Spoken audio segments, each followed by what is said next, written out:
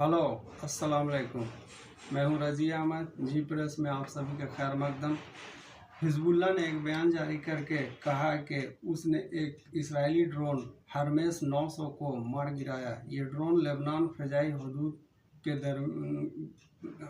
हदूद में दरअंदाजी की थी और इसके साथ दूसरे ड्रोन को भागने पर मजबूर कर दिया। दूसरी जानिब हिजबुल्लाह ने इजरायली शहर हाइफा पर रॉकेटों से हमला किया है।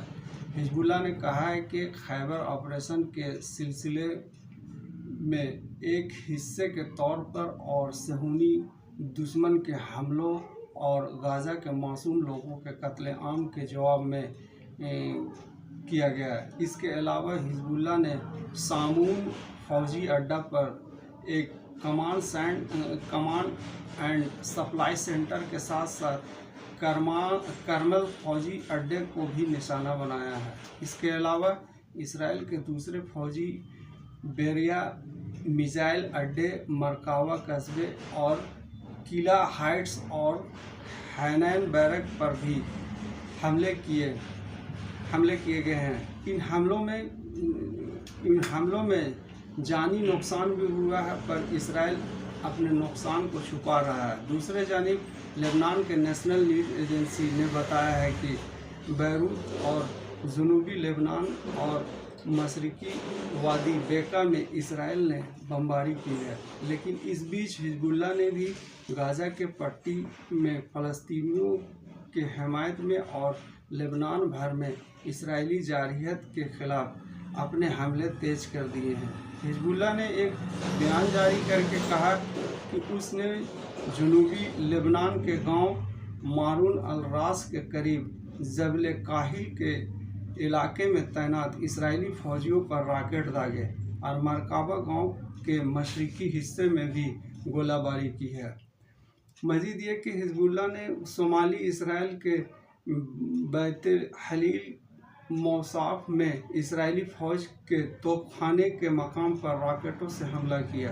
दूसरी जानिब अल-मालकिया चौकी पर इसराइली फ़ौज के एक जमावड़े पर भी रॉकेट मारे। प्रेस टीवी के मुताबिक हिजबुल्लाह ने किरियात समूना की गैर कानूनी बस्ती पर दर्जनों रॉकेटों से गोलीबारी की और दूसरे जानिब हिजबुल्लाह ने गोलान की पहाड़ियों की गैर कानूनी बस्ती ओडेम में इसराइली तोप खाने के मकाम पर भी रॉकेट दागे। उधर ईरान ने गाज़ा पर इसराइली मजालिम के खिलाफ नोटिस लेते हुए इसका जिम्मेदार आलमी बिरादरी को ठहराया है।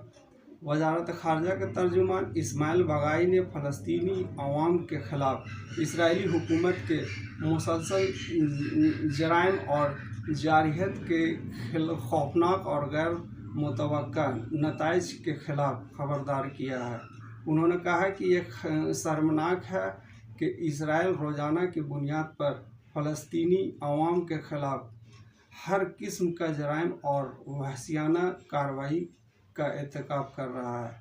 उन्होंने कहा कि इस बात पर जोर दिया कि गाज़ा के कस्बे बैतुल आहिया में दर्जनों फ़लस्तीनियों को ताज़ा तरीन कत्लेआम और इंतहा पसंद इजरायली आबादकारों के जानिब से मस्जिद अक्सा के अहाते पर हमला और फ़लस्तीनी कौम के तशख़्ख़ुस को ख़त्म करने के लिए नस्लपरस्त सहूनी हुकूमत के मुनज़्ज़म और ख़तरनाक मंसूबे को बेनकाब करता है। इस बीच गाज़ा के वजारत सेहत ने कहा है कि बैतुल आहिया पर रात गए एतवार तक इसराइली हुकूमत के फ़ज़ाई हमलों में कम अज़ कम 87 फ़लस्तीनी हलाक हो गए। इनमें ज़्यादातर औरतें और बच्चे शामिल हैं। दूसरे जानिब इसराइली फ़ौज ने बैतुल आहिया के कमाल अदवान हॉस्पिटल पर भी बमबारी की है। इन हमलों में पानी की टंकी और बिजली के ग्रिड को नुकसान हुआ है। प्रेस टीवी के मुताबिक हमास के बैरून मुल्क सियासी रहनुमा खालिद मशअल का एक बयान आया है। खालिद मशअल ने तुर्की के शहर इस्तांबुल में याहिया सिनवार के एजाज़ में एक मुनक्किद होने वाली एक शोक के तकरीब के दौरान कहा कि सिनवार ने सहूनी हुकूमत के खिलाफ एक तूफ़ान बर्पा किया और उसे एक अजीम زلزلے سے دوچار کیا جو ناجائز اسرائیلی ریاست کی تباہی کا باعث بنے گی۔ خالد مشعل نے کہا، دشمن نے سنوار کا سامنا ایک ناموافق انجام سے کرنے کی کوشش کی، لیکن اللہ نے اس کے لیے ایک قابل احترام تقدیر محسوس کیا اور اس نے ایک بہادر وجود کی قیادت کی اور باعزت طریقے سے شہید ہو گئے۔ خالد مشعل نے کہا، فلسطینی مزاحمت اسرائیلی مظالم کا مقابلہ کرتی رہے گی اور ہر اس اقدام کا خیر مقدم کرتی رہے گی جو فلسطینی عوام کے حقوق کے حصول کو یقینی بنائے اور اسرائیلی جارحیت کے خاتمے کا باعث بنے۔ دوسری جانب ٹائمز آف اسرائیل کے مطابق IDF نے کہا ہے کہ حزب اللہ کے لیے $کروڑ رکھنے والے مالیاتی گروپ پر حملہ کیا ہے۔ اس بیچ اسرائیلی وزیر اعظم بنیامین نتن یاہو کا کہنا ہے کہ سیکورٹی کابینہ یحییٰ سنوار کے شہید ہونے کے بعد یرغمالیوں کو معاہدے کے لیے نئے آئیڈیاز کا جائزہ لے رہی ہے۔ اب ہمیں اجازت دیجیے، اپنا خیال رکھیں، اللہ نگہبان۔